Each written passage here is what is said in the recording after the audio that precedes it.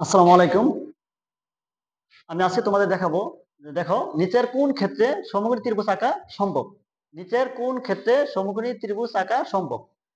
দেখো এখানে ক 2 4 6, খ 3 4 5, গ 4 5 6, ঘ 6 8 10। দেখো আমরা সমকোণী ত্রিভুজ সম্পর্কে আমাদের আগে একটা ধারণা থাকতে হবে। সমকোণী ত্রিভুজ হচ্ছে যেই ত্রিভুজের দেখো যেই ত্রিভুজের একটা কোণ সমকোণ। সমকোণ মানে যে ত্রিভুজের একটা কোণ 90 ডিগ্রি।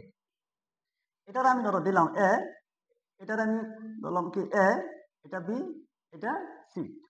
এটা একটা সমকোণী ত্রিভুজ। আর সমকোণী ত্রিভুজ কিনা সেটা বোঝার জন্য তোমাদের কি করতে হবে, এই যে এখানে একটা কোণ থাকতে হবে, একটা এই যে ত্রিভুজটা এটার একটা কোণ থাকতে হবে 90 ডিগ্রি। মানে সমকোণী ত্রিভুজটা কি, যে ত্রিভুজের একটা কোণ, যে ত্রিভুজের একটা কোণ সমকোণ মানে 90 ডিগ্রি, সেই ত্রিভুজকে আমরা কি বলবো, সমকোণী ত্রিভুজ বলবো। যে ত্রিভুজের একটা কোণ এক সমকোণ মানে 90 ডিগ্রি, সেই ত্রিভুজকে আমরা বলবো সমকোণী ত্রিভুজ। আর সমকোণী ত্রিভুজ হইতে গেলে অবশ্যই আমাদের একটা একটা কোণ হইতে হবে কি 90 ডিগ্রি। আচ্ছা, নিচের কোন ক্ষেত্রে সমকোণী ত্রিভুজ আঁকা সম্ভব, এইটা সম্পর্কে যে তোমাদের কোন ক্ষেত্রে সমকোণী ত্রিভুজ আঁকা সম্ভব বা সম্ভব না, এটা সম্পর্কে যদি খুব ভালো একটা ধারণা করতে চাও, তাহলে অবশ্যই তোমাদেরকে পিথাগোরাসের উপপাদ্য সম্পর্কে তার ভালো ধারণা থাকতে হবে। আর তোমরা জানো পিথাগোরাসের যে উপপাদ্যটা এটা এরকম যে পিথাগোরাসের উপপাদ্য তোমরা জানো যেটা, যে লম্ব স্কয়ার প্লাস ভূমি স্কয়ার সমান অতিভুজ স্কয়ার, এটা হচ্ছে পিথাগোরাসের উপপাদ্য। এই সম্পর্কে যদি তোমাদের ভালো একটা ধারণা থাকে তাহলে তুমি বুঝতে পারবা যে সমকোণী ত্রিভুজ আঁকা সম্ভব কিনা। আর সমকোণী ত্রিভুজ আঁকা সম্ভব কিনা সেই জন্য তোমাদেরকে অবশ্যই পিথাগোরাসের উপপাদ্য সম্পর্কে ভালো ধারণা থাকতে হবে। প্রত্যেক ক্ষেত্রে তুমি এই সূত্রটা প্রয়োগ করবা। যদি এই সূত্রটা মানে তাহলে সমকোণী ত্রিভুজ আঁকা সম্ভব, আর যদি না মানে তাহলে সমকোণী ত্রিভুজ আঁকা সম্ভব না। দেখো আমরা দেখাই, যেমন ক ক দেখো এই ক্ষেত্রে যে এইদিকে আছে কি, দেখো ক, যে এটা যদি আমি ধরি লম্ব, এটা যদি ধরি ভূমি, এটা যদি ধরি অতিভুজ। আমি এখানে যদি ধরি লম্ব আর এটা যদি ধরি ভূমি, এটা যদি ধরি অতিভুজ, মানে প্রথম যে এটা বাহুগুলা, এটা যদি লম্ব ধরি, পরে যে বাহুগুলা যদি ধরি ভূমি, এগুলো যদি ধরি আমি অতিভুজ, তাহলে আমরা কি করতে পারি, এখানে দেখো প্রত্যেকটা ক্ষেত্রে আমি প্রয়োগ করে দেখাই। দেখো ক ক্ষেত্রে যদি আমি এখানে ক প্রমাণ করি, ক দেখো এই লম্ব যদি লম্ব হয় 2, তাহলে এখানে আছে স্কয়ার, ভূমি আছে এখানে 4 মানে 4, এটা স্কয়ার, আর এখানে অতিভুজ কত 6, এখানে স্কয়ার। আচ্ছা এইখানে দেখো যদি কোণে 4, তাছাড়া 16, আর এখানে কত 36, পরে দেখো 4 আর 16 যোগ করলে হয় কত 20, তোমরা জানো। আর এইখানে দেখো 36, তাহলে অবশ্যই কিনা 20 এবং 36 কি সমান? অবশ্যই সমান না। কে বড়? এটা বড়। কি হইতে হবে?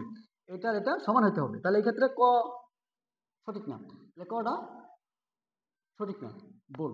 আচ্ছা পরের ক্ষেত্রে আমরা আবার দেখি, খ দেখি, খ আমরা যদি আবার খ দেখি, তাহলে দেখো, তাহলে খ এখানে এটা যদি আমি বলি লম্ব, তাহলে 3 স্কয়ার প্লাস 4 স্কয়ার সমান সমান 5 স্কয়ার, ঠিক আছে। পরে দেখো 3 স্কয়ার মানে কত 9, 4 স্কয়ার মানে তোমরা জানো 16, এখানে কত 25, 5 5 25, আর এখানে দেখো 9 আর 16 যোগ করলে হয় 25, আর এখানেও 25, এদিকে সমান। সমান হইলেই সম্ভব, তাহলে এটা সম্ভব। পরে দেখো আমি আরেকটা দেখাই, যে এখানে এখন আমি গ দেখাই, দেখো গ, তাহলে এখানে যদি প্রথম এটা যদি মানে লম্ব 4, তাহলে 4 স্কয়ার প্লাস 5 মানে 5 স্কয়ার সমান 6 স্কয়ার। আচ্ছা এইখানে দেখো 4 4 কত তোমরা জানো 16, 5 5 25, 6 6 36, আর এখন যোগ করে দেখো 5 আর 6 11, 1 দেখো এখানে 2 3 আর 1 4, আর এখানে 36 কি সমান? অবশ্যই সমান না, এটা বড়। আমাদের কি হইতে হবে, সমান হইতে হবে। যদি সমান হয় তাহলে সম্ভব, তাহলে এটা সম্ভব না, তাহলে এটাও কি সম্ভব না।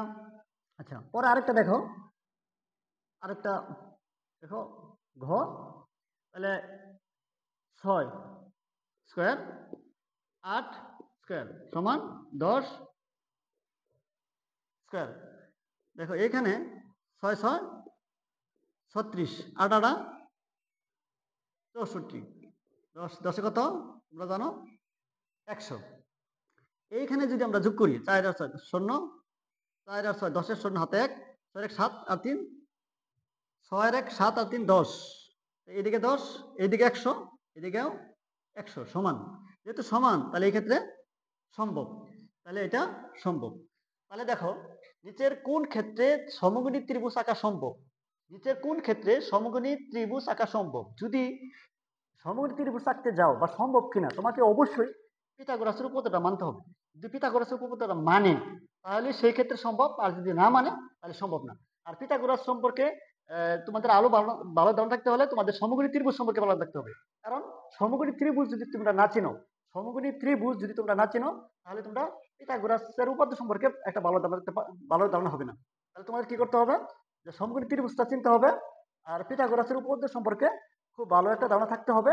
এবং সমকোণী তখন তুমি বুঝতে পারবা, সমকোণী ত্রিভুজ আঁকা সম্ভব না সম্ভব না। আজকে এই পর্যন্তই। আসসালামু আলাইকুম।